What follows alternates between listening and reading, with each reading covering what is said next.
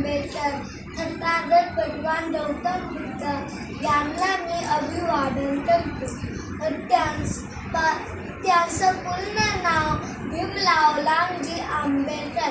त्यांना प्रेमाने बाबासाहेब म्हटले जाते.